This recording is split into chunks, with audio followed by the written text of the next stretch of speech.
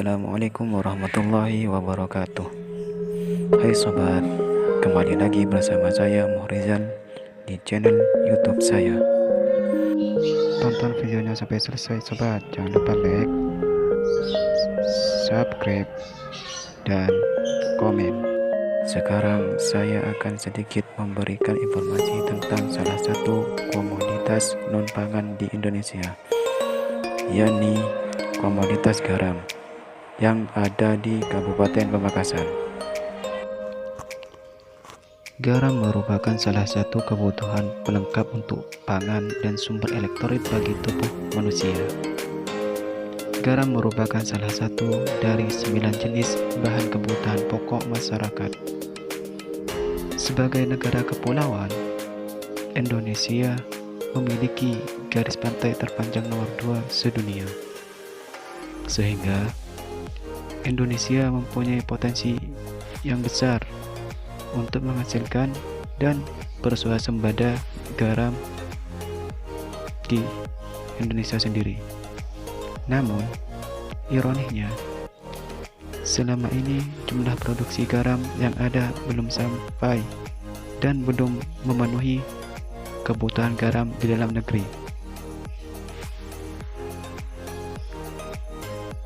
Indonesia memiliki luas area ladang garam kurang lebih sebesar 30.658 hektar, di mana sekitar 25.542 hektar dikelola secara tradisional oleh rakyat.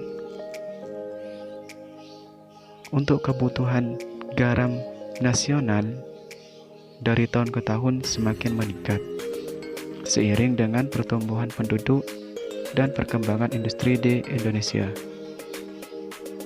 Penggunaan garam di Indonesia selama ini berkonsentrasi pada 3 bidang, yaitu yang pertama bahan pangan, yang kedua industri sebagai bahan baku maupun bahan bantu, dan yang ketiga bahan pengawet.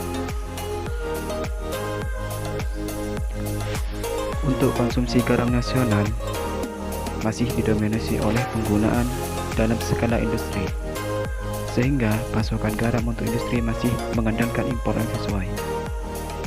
Di pihak lain, kualitas garam yang dipenuhi oleh industri masih tergolong baik, terutama garam beriodium dan garam industri.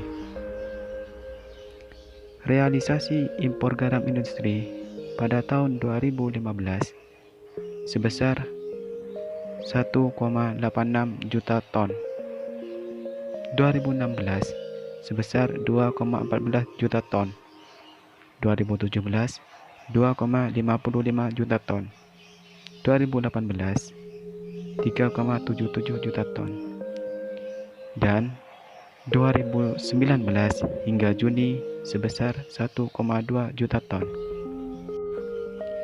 Dan untuk produksi garam di Madura sendiri kurang lebih sebesar 758,6 ribu ton.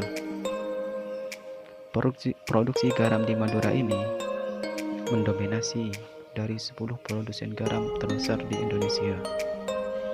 Sedangkan produksi garam di Kabupaten Pamekasan sendiri sebesar 123,5 ribu ton dengan luasan lahan 929 hektar. Sebenarnya masih banyak lahan yang belum dimaksimalkan oleh para petani garam di Pamekasan sendiri, sehingga produksi di Pamekasan masih kalah dengan produksi garam di wilayah Madura yang lain, seperti halnya di Kabupaten Sampang dan Kabupaten Sumeneb. Untuk permasalahan yang dialami oleh para petani garam di Kabupaten Pamekasan sendiri, yaitu para petani masih memikirkan banyaknya garam rakyat yang belum diserap oleh industri, sehingga mereka bingung mau menjual hasil produksinya ke mana. Selain itu, harga garam yang amat sangat murah juga meresahkan para petani garam. Harga garam yang paling rendah sampai dengan Rp250 per kilogram. Yang awalnya di awal panen itu 500 per kilogram dan terus mengalami penurunan hingga 250 per kilogram.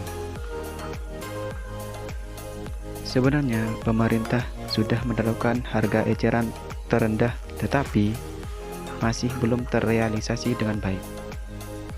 Dan permasalahan berikutnya yaitu penggunaan alat produksi yang masih tradisional dan masih dilakukan dengan manual.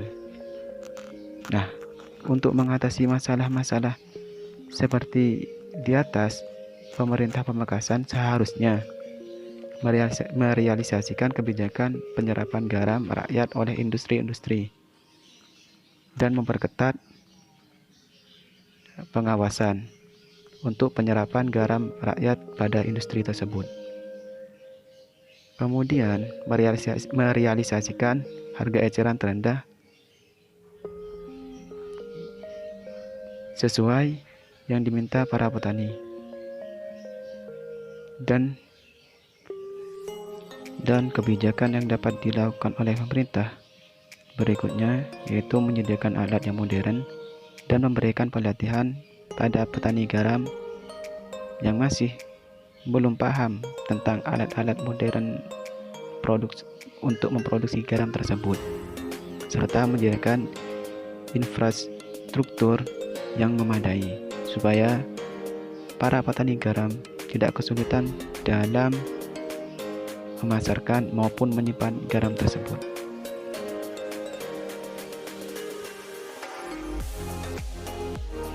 Nah, pada saat pandemi COVID-19 ini, para petani garam mengurangi untuk memproduksinya karena pemerintah Pamekasan memberikan kebijakan social distancing dan physical distancing, sehingga petani mengurangi produksinya dan mengurangi untuk ke ladang garam, sehingga seharusnya pemerintah bisa nantinya memberikan insentif pada para petani garam supaya nanti bisa memproduksi garamnya secara maksimal. Demikian informasi yang dapat saya berikan. Semoga meskipun sedikit dapat bermanfaat pada sahabat-sahabat sekalian. Kurang lebihnya mohon maaf. Sampai ketemu di informasi berikutnya. Assalamualaikum warahmatullahi wabarakatuh.